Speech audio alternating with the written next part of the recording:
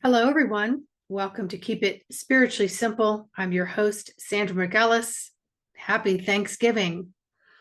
I just wanted to pop on here and to say thank you to all of you who joined me by hitting like, subscribe, and share. So the algorithms can share Keep It Spiritually Simple with other social media platforms and perhaps wind up on your devices so you can watch this show and also like, subscribe, and share. And it helps my subscriber growth. It helps the algorithms, which means there's a lot of movement and energy within what we're sharing, messages in which that are coming through, our beautiful guests that come on that share information. We have an excellent lineup. I've got Kimberly Brighton coming back on. We just talk about the energies and the forecast, and we just bounce about how to maybe make these holidays a little bit different. Deborah Moore has been coming on. She's been doing some powerful surrender and healing meditations on each of her shows. Maureen St. Germain has come on. We have talked about, goodness gracious, CMEs and solar flares and geomagnetic storms and Three-Eye Atlas and black helicopters and you name it. She and I have gone over it. And it was interesting in our particular video, we talked about the Three-Eye Atlas. And I was saying I don't really get involved with it. I just know what Spirit showed me and what they had me write down. And I'll share that very quickly with you. So Spirit showed me this energy going through the planets with a different shape and a different speed, and everything about it was different. And it was just exuding this energy everywhere. So as Spirit showed me this, I heard, just go write this down. I said, all right, fine. So this was back on the 23rd of October. So Three-Eye Atlas, excuse me, celestial, crop dusting, waves of energy, imprinting specifically each place, planet, space in all directions for corrections to bring forth new seeding. And that's all they would say about it. They just said, don't listen to all these people putting out all this hype. Just know that it is a celestial event and it is for the highest good of all, not just what's here on earth. Okay. So it's really important that we tune into the inwardness of getting our own messages so that we're not tainted, twisted, and just all tazzed up by what everybody else is saying, because it intertwines our own thoughts. And then there's mass confusion of what is your thought and what is someone else's thought. And yes, we get collective thoughts. However, when we step back and go inside and really tune into the inner GPS system, God Protective Services, and figure out that barometer, and then we learn how to go outward into the world and pivot from that place, we're not as easily influenced. We're not as easily swayed. We do not absorb all the energies and perceptions and opinions and, which side of the fence everyone else is on. We don't absorb it because we become more anchored within our God self, our divine creator of the universe, of all that there is in this infinite world of unknownness, right? So if everything's so unknown, if you want to know more, you've got to figure out your circuitry panel that is inside of you and how it works physically, mentally, emotionally, etherically, and how your messages come in and how you fine tune them to decipher to the best of your ability that really feels comfortable for you. And it's more authentic to your own thought, to your own feeling. And you'll get confirmation about that the more you practice. And to become more masterful, you've got to practice to skill it. And you've got to skill it to become more masterful at it. So it's just a classic of how do you know yourself? You don't until you start going in and you start taking time every single day and prioritize it. Takes due diligence, takes discipline.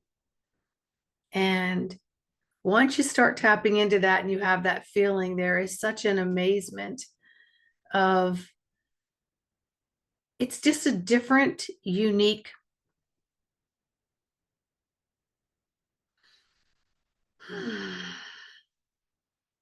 peace that comes upon you, and that you know all is right in the world, even when it feels so wrong. So then I kind of came up with a poem here. I got to disconnect my timer because I got to skedaddle here shortly.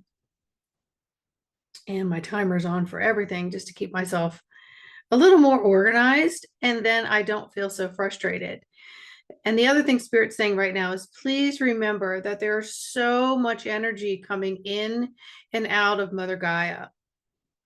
She herself is trying to acclimate. She's trying to find her space and her place. While there's a lot of incoming energy, she's got to outpour too. And that's the same thing with our bodies. There's a lot of incoming energy, and we need to keep the physical body moving. It's exercise, finding peace and space somewhere that's therapeutic and healing for you, that transmutes and filters this energy with much more grace. I myself have been going through what I want to call this revving, this like a needle of adrenaline to my heart center. And my body inside was just go, go, go, go, go. I felt like it was a Jack Russell on steroids and then tied down. And it just wanted to move. And so without my body actually having too much of a vibrational glitch, so to speak, it was feeling like behind my heart, someone was pushing it up against my sternum and just smushing it into a different shape. And so I knew that it was energy. I knew that I wasn't physically going through something that required allopathic anything. I knew that there wasn't anything wrong. It was how did I calibrate in the moment so that I could operate this fine machinery and the machinery in which I have to knives, phones, computers, cars. How could I operate all of those with as much grace and ease as possible and stay in my lane, but still keep my perception on the energy, the awareness on the energy that was occurring. And so I really had to learn to find my inner panel and to find the buttons and the dials, and I had to self-adjust immediately. And then I needed to find some physical outlets to stretch my body, to move my body, get my cardiovascular moving, reset my nervous system. So I didn't implode because it felt implodable. This is what the energy was feeling like. It's very highly intense. And one of the appointments that I just happened to have in the last couple of weeks that was made months ago was a physician's appointment. So they wanted to do my blood pressure, and I thought for sure, oh my gosh, okay, this will be a true tell sign. And once you put the little cuff on there, and she said it was normal, 120/60, which is actually high for me. I was like, of course it is. But as I'm talking to them about something that was going on inside my body, it was just wanting to just like implode. And I knew that I couldn't splatter because this physical avatar has a lot of work to do here, and it houses my spirit. And so I have to protect my spirit. I have to protect my soft tissue. I have to protect the unseen. And so this hard shell that operates me is me that people see. I had to contain it, and I had to figure out a way to tame it. And to work with it and ride this bronking bucko, because that's what I felt like. And I found myself walking really fast. I found myself driving really fast. I found myself sitting down to eat, and I was literally just shoveling it in. It was just thoughtless, mindless, fast as I could, everything. And there was such an urgency to it.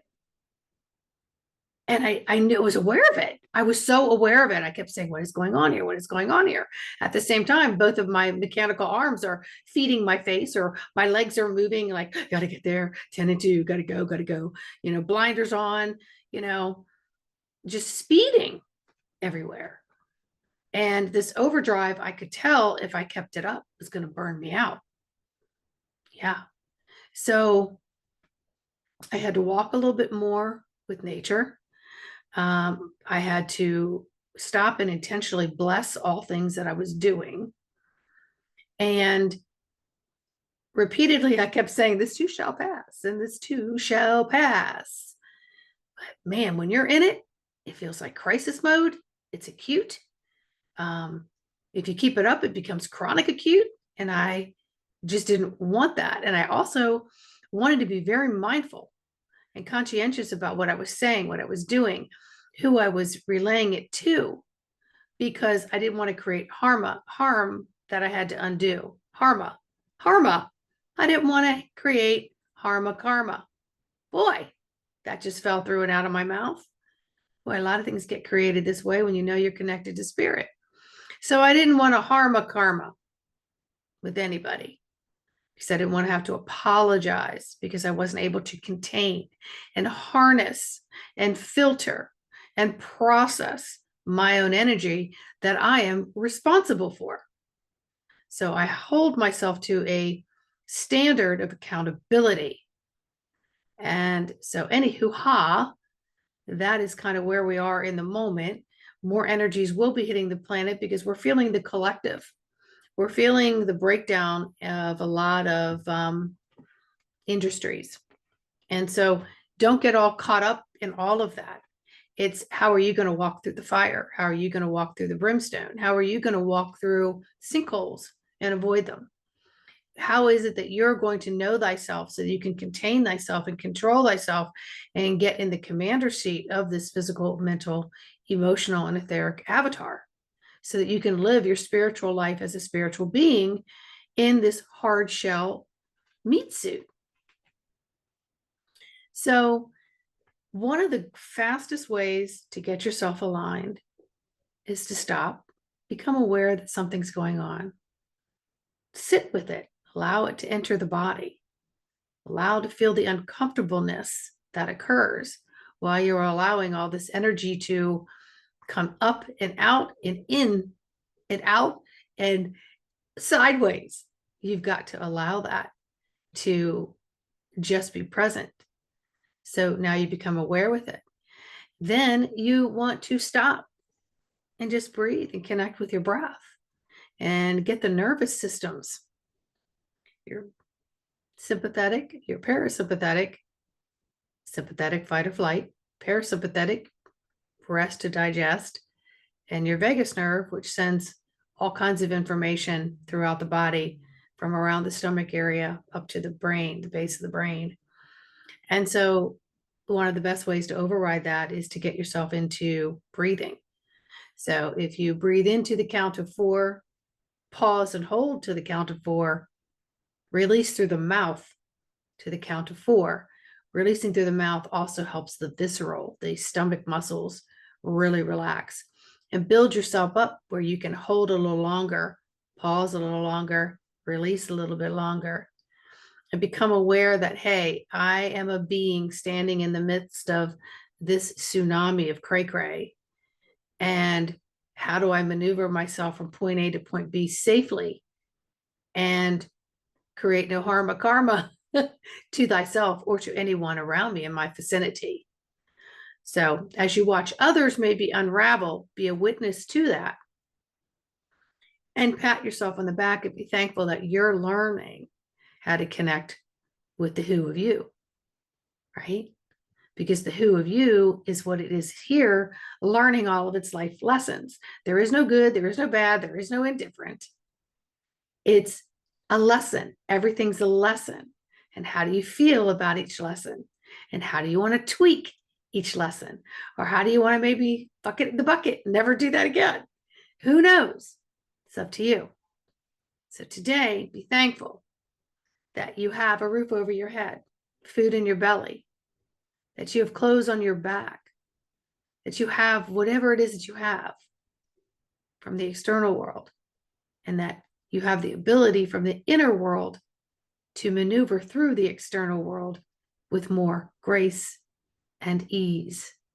So much love to each and every one of you, so much love. And I'll see each of you on the next video of Keep It Spiritually Simple. Have a great day. Bye.